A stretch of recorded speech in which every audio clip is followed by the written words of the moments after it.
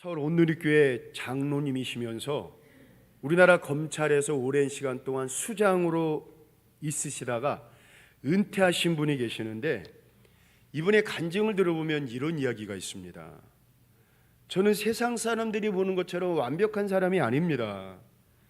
세상 사람들은 제가 아무런 허물도 없고 실수도 안 하고 완벽한 사람으로 보는데 절대로 그렇지가 않습니다.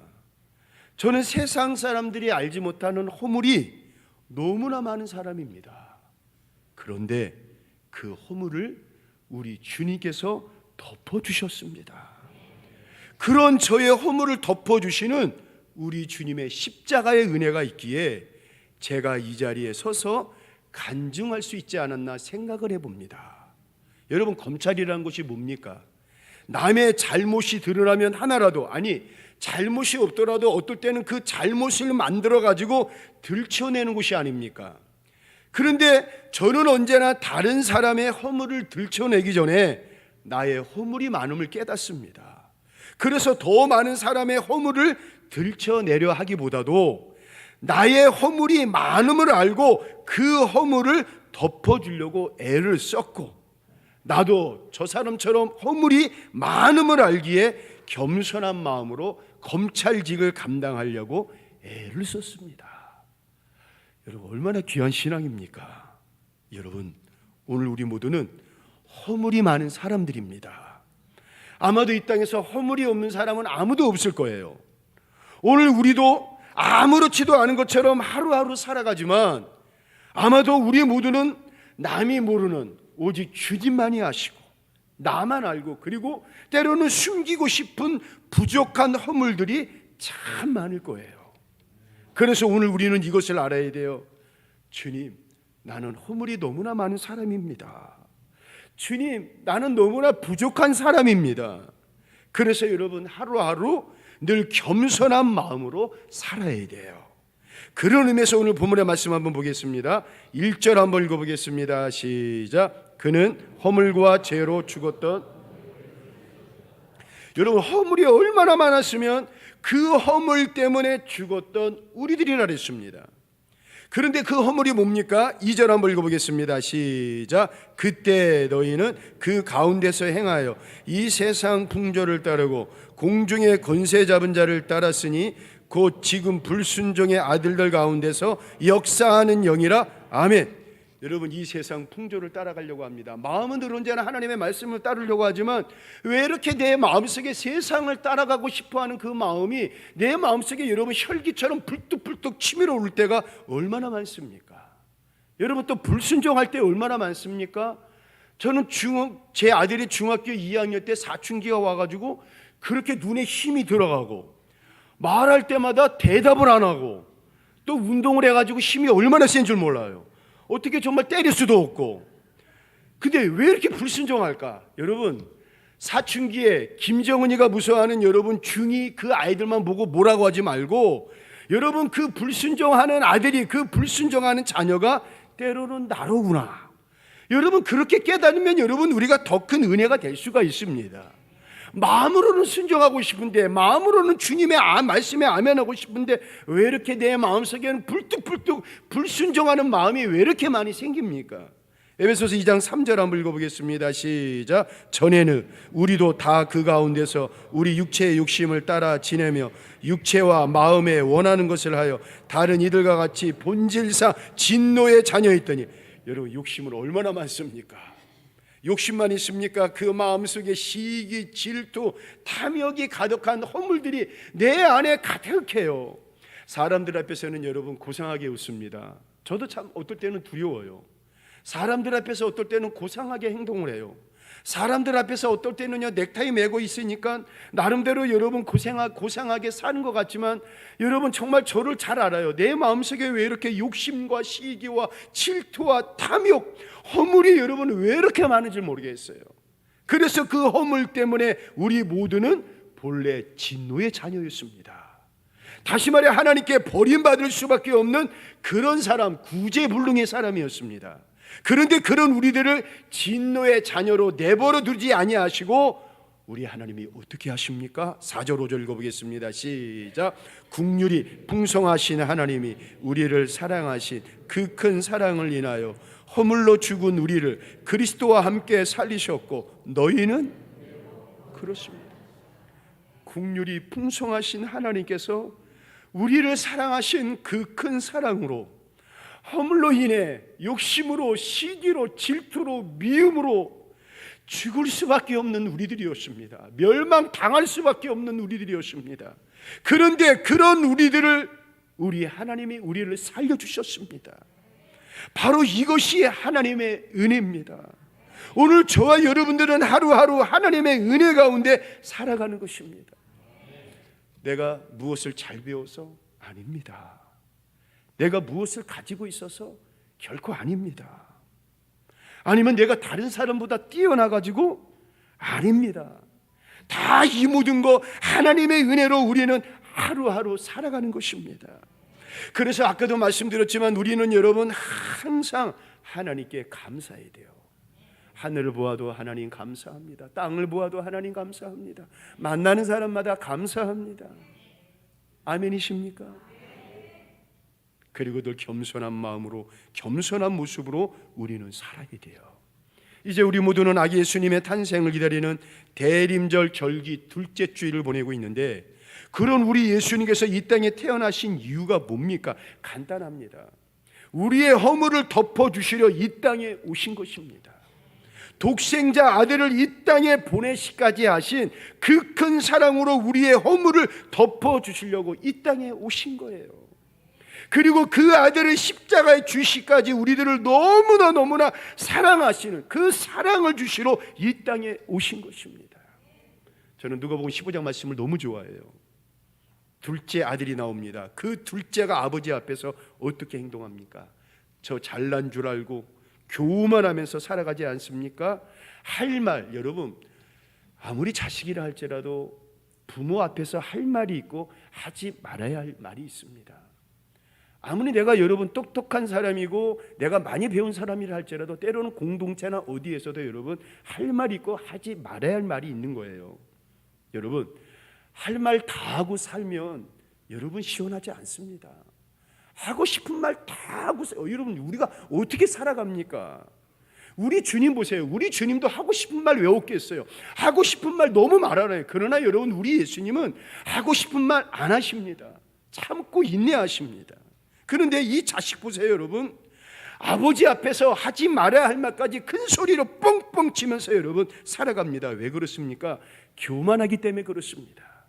교만하니까 아버지도 무시하고 여러분 자기 하고 싶은 말 다 하는 거예요. 그래서 세상에 나가면 제 뜻대로 모든 일이 다 잘 될 줄 알고 얼마나 교만하며 살아갑니까? 그리고 그 아버지한테 큰 소리 뻥뻥 치면서 얼마나 고개가 빳빳하게 교만하게 살아갑니까? 여러분 오늘 우리도 한때 이런 사람이었습니다. 자기 잘난 맛에 자기가 최고인 줄 알고 큰 소리 뻥뻥 치면서 자기밖에 없는 줄 알고 남 무시하고 고개를 빳빳이 세우면서 얼마나 교만하게 살아갔습니까? 그런데 보세요 여러분 다 부질없습니다. 그렇게 큰 소리치던 둘째 아들이 몇 날이 못 해가지고 알거지가 되었어요. 다 잃어버렸습니다. 얼마나 알거지가 되었는지 먹을 것이 없어가지고 사람들이 먹지도 못하는 돼지 쥐염 열매를 주워 먹을 정도로 그렇게 알거지가 되었습니다. 그래도 아무리 못난 자식이라 할지라도 자식이 어려움을 당하면은 부모가 생각이 나고 아버지가 생각이 나요. 체면불구하고 아버지께로 돌아가려고 합니다. 근데요 저는요 이 말씀에 또 눈물이 납니다. 누가복음 15장 20절 한번 읽어보겠습니다. 시작. 이에 일어나서 아직도 거리가 먼데 아버지가 그를 보고 취군이 여겨 달려가 목을 안고 입을 맞추니 무슨 말씀입니까? 아버지 싫다고 나간 못난 자식입니다. 제 잘난 줄 알고 교만한 자식이에요.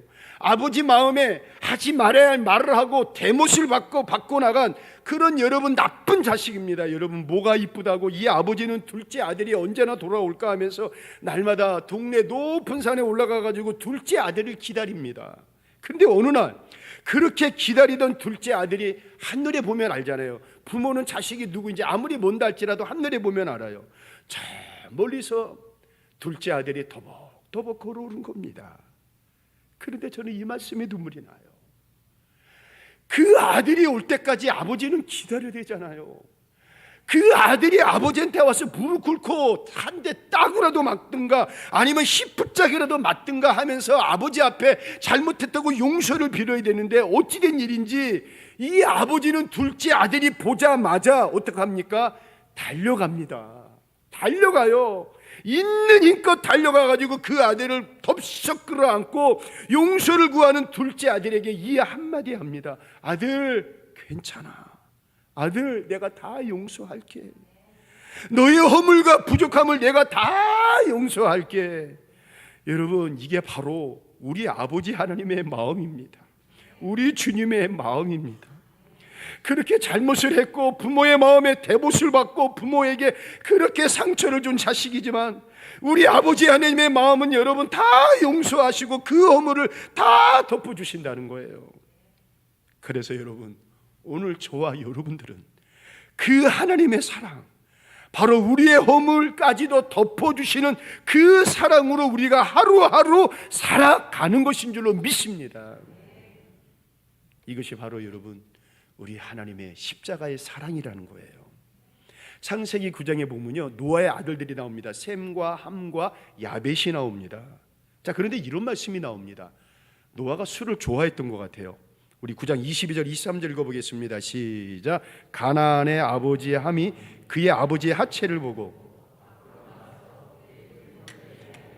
셈과 야벳이 옷을 가져다가 자기의 어깨를 메고 뒷걸음쳐 들어가서 그들의 아버지의 하체를 덮었으며 그들의 얼굴을 돌이키고 그들의 아버지의 하체를 보지 아니하였더라. 오늘날 이 노아가 포도주를 굉장히 많이 마신 거예요. 그리고 이제 그만 잠이 들었는데 술을 많이 드신 분들이 얘기를 들어보면은 술을 먹으면 몸에 열이 난다고 합니다. 그러다 보니까 이 노아도 술을 먹고서 몸에 열이 나니까 옷을 다 벗어버렸어요. 그냥 팬티까지 다 벗어버렸습니다. 그게 노아가 말 그대로 홀딱 벗고 지금 자고 있는 거예요. 그런데 여러분 그 모습을 가장 먼저 함이 봤습니다. 자 여러분이라면 저라면 어떡하겠습니까? 아버지를 덮어줄 거예요. 아버지 일어나세요. 아버지 지금 창피하게 뭐예요? 아버지 옷 입으세요. 그런데 여러분 뭐라도 저라 여러분이라면 뭐라도 덮어주던가 해서 아버지를 깨워서 옷을 입혀드릴 텐데 여러분 그게 정상된 자식 아닙니까? 그런데 함은 그렇지 않습니다. 여러분 이게 뭔 자랑이라고 바깥에 나가서 만나는 사람들마다 여러분 우리 아버지 술 드시고 홀딱 벗었습니다. 여러분 이게 무슨 창피해요. 집안 망신이에요. 여러분 우리 아버지가 약주 드시고 홀딱 벗었습니다. 여러분 그러는 거예요. 그런데 여러분 그 이야기를 다른 형제인 셈과 야벳이 듣습니다. 아버지 노아의 부끄러움 어떻게 합니까? 갔더니만 정말 아버지 노아가 술 드시고 홀딱 벗고 있는 거예요. 그런데 이 두 아들은 노아 아버지의 그 부끄러움을 보지 않으려고 뒷걸음을 치면서 가서 옷으로 그 아버지의 부끄러운 모습을 덮어주었습니다. 여러분 별거 아닌 것 같지만 성경의 놀라운 결과를 이야기하고 있습니다. 여러분 이 사람이 이런 사람이에요. 여러분 이 사람은 이렇게 못된 사람이에요. 여러분 이 사람이 이렇게 허물이 많은 사람이에요. 여러분 이 사람은 고상한 척 같지만 이 사람 그 마음속에 욕심 시기질도 얼마나 많은 줄 몰라요. 여러분 우리가 보기에 이 사람은 아주 멋있는 사람 같지만 그 아주 못된 사람이에요. 여러분 남 말하기 쉽습니다. 남 비판하는 거 쉽습니다. 남 흉보는 거 쉬워요. 세상에서 제일 재미있는 것 중에 하나가 남 이야기하는 것 같아요. 남 비판하는 것 같아요. 그런데 그 결과가 어떤지 성경은 분명히 이야기하고 있습니다. 노아가 나중에 술을 깨고 일어나서 이 모든 사실과 정황을 알고 어떻게 합니까? 창세기 9장 25절, 26절, 27절 한번 읽어보겠습니다. 시작. 이에 이르되 중일이길 원하노라 하고 또 이르되 셈의 하나님 여호와를 찬송하리로다. 가나안은 셈의 종이 되고 하나님이 야벳을 창대하게 하사 셈의 장막에 거하게 하시고 가나안은 그의 종이 되게 하시기를 원하노라 하였더라. 이거 무슨 말씀입니까? 아버지의 부끄러움을 모든 사람에게 이야기합니다. 여러분, 이 사람 못된 사람입니다. 이 사람 어떤 사람입니다. 수근수근 흉보고 시기하고 질투하고. 여러분, 그렇게 말했던 사람은, 함은 저주를 받아가지고 형제 종들이 되었다 그랬습니다. 아닙니다. 그렇지 않습니다. 세상 사람이 모두 다 그렇게 이해할지라도 그렇지 않습니다. 덮어줍니다. 허물을 덮어줍니다. 그런 말 하지 마세요. 그 사람이 그렇게 보인다 할지라도 그 사람의 속마음은 그렇지 않습니다. 덮어줍니다. 아닙니다. 겉모양은 그렇게 보인다 할지라도 그 사람은 진실한 사람입니다. 내가 믿습니다 하고 여러분 부끄러움을 여러분 덮어주었습니다. 아버지의 부끄러움을, 아버지의 허물을 사랑으로 덮어주고 가려줬던 셈과 야벳을 하나님께서 창대케 하시는 축복을 주셨습니다. 여러분, 그냥 다른 사람의 허물과 부족함을 사랑으로 덮어주고 감싸 안아주는 것만으로도 하나님께서는 그 사람을 형통케 하시고 창대케 하시는 하나님의 축복을 주셨다는 거예요. 저는 우리 세계에 있는 모든 성도들 이런 축복을 받기를 주의 이름으로 축원합니다. 아주 오래된 이야기입니다. 어느 젊은 목사님이 신학 공부를 하고 큰 교회에서 아주 훈련을 받았어요. 아주 모질게 훈련을 받았어요. 그리고 드디어 시골 교회 자리가 나가지고 시골 농촌교회 갔습니다. 아마 60년대 말 70년대 초 같아요. 이분은 가시기 전에 공부도 많이 하고 훈련도 아주 그냥 모질게 담임 목사님한테 모질게 받아가지고 나는 아주 뭐든지 할 수 있어, 나는 뭐든지 잘할 수 있어, 큰 포부와 비전을 가지고 가서 이제 무엇보다도 이제 예배 시간이 되었습니다. 설교를 하는데 이건 어떻게 전부 다 설교를 시작하자마자 교인들 몸이 전부 다 이렇게 흔들거리는 거예요. 이렇게 이리 흔들 저리 흔들. 목사님은 처음에 은혜를 받아 그런 줄 알았는데 설교를 시작하자마자 한 10명 되는 교인들이 전부 졸고 있는 거예요. 심지어는 어떤 분은 졸다가 의자에서 쿵 하고 떨어진 거예요. 이 목사님이 힘이 든 게 60년대 70년대 얼마나 가난했습니까? 이분들 농사하고 온 거예요. 100% 보리밥 먹고 온 거예요. 교회 오니까 이분들이 방귀를 뀌는 거예요. 설교를 하려고 하면은 붕, 또 설교를 하려면은 붕붕붕, 또 여자분은 그래도 부끄러워가지고 참다가 방귀를 뀌니까 찢어지는 방귀 소리가 들리는 거예요. 이번에선 저기에 베이스 방귀 소리가 들리고 자기가 끼워놓고 모른 척하는 베이스 방귀 소리 들리는 거예요. 그러면서 자기가 끼워놓고 옆에 사람 툭 치는 거예요. 예배 시간이 이게 찬양 소리 4부가 아니라 방귀 소리 4부 소리가 여기저기 들리는 거예요. 처음에는 이 목사님이 도저히 용납이 되질 않았습니다. 어떻게 이 신성한 제단에서 방귀를 뀌고 있는 건가? 나는 열심히 몰트만 그 다음에 뭐 칼바르트 모든 거 준비해가지고 하나님의 말씀을 전했는데 어떻게 당신들이 나의 설교에 졸고를 있는 건가? 그냥 여러분 마음속에 그런 마음이 들었어요. 어느 날 새벽에 기도하다가 주님의 음성을 들었습니다. 아들아, 네가 이해해라. 저들은 예전에 우리 농사 지을 때 그러지 않았습니까? 농사 짓는 분들 언제 나갔습니까? 해 뜨면 나갔습니다. 농사 언제 끝났습니까? 해 지면 끝나는 거예요. 지금처럼 시계 보고 여러분 농사하는 것이 아니라 해 뜨면 농사 시작하고 해 지면 농사 들어옵니다. 제가 사북에 있을 때, 지금은 돌아가셨는데 권희열 권사님이 그렇습니다. 집 뒤에 그 경사가 한 50도가 넘어갑니다. 거기에 더덕밭이에요, 더덕밭. 근데 이분은 해 뜨면 들어가서 그거 다 자갈밭을 가르고 그 다음에 집에 와서 점심 드시고 해 지면 내려와가지고 또 일을 마치는 거예요. 집에 와가지고 여러분 전기세 아끼려고 우리 어르신들 뭐 틀어놓습니까? TV 틀어놔요. 그분의 손을 만져보면 손가락이 다 여러분 이렇게 굳었어요. 허리도 다 굳었습니다. 아들아, 그런 분들이야 너의 설교를 듣고 너의 바울 신학이나 칼바르트 몰트만 그런 건 몰라도 너의 설교를 듣고 목사님이 그러함에도 불구하고 뜨겁게 말씀 증거할 때 저들은 예수 잘 믿고 천국 가는 게 저들의 유일한 소망이요 희망이란다. 아들아, 그들을 안아줘, 그들을 품어줘, 그들의 허물을 덮어줘.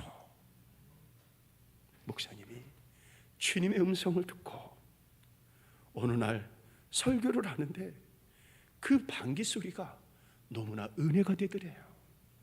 방귀를 딱 뀌는데 이 목사님이 창피하지 않도록 방귀를 누구가 뀌면 치는 거예요. 누군가 방귀를 2번 뀌면은 치는 거예요. 누군가 여러분 설사 방귀를 뀌면 툭툭 치겠죠. 여러분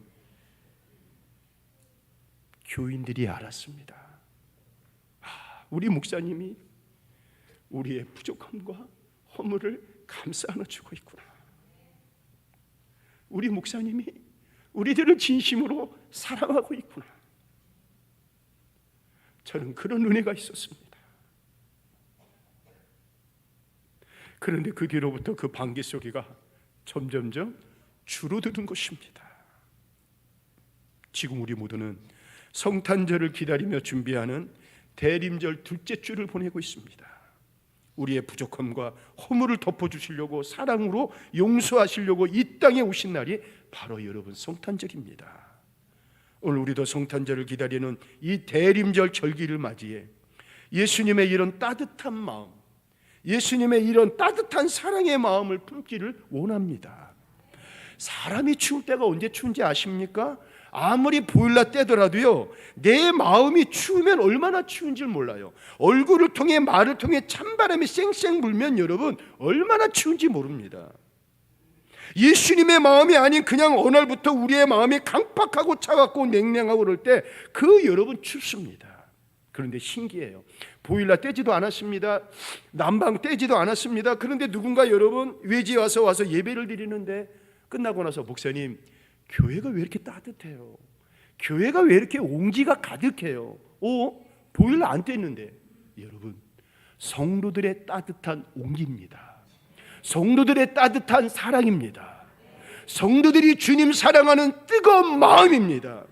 그 마음 때문에 여러분 교회가 난로를 피지 않고 온방을 하지 않는다 할지라도 교회가 여러분 따뜻해지는 거예요.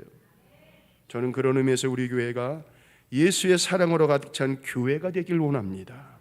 또한 우리 모두가 예수의 사랑으로 가득 찬 따뜻한 성도가 되길 원합니다.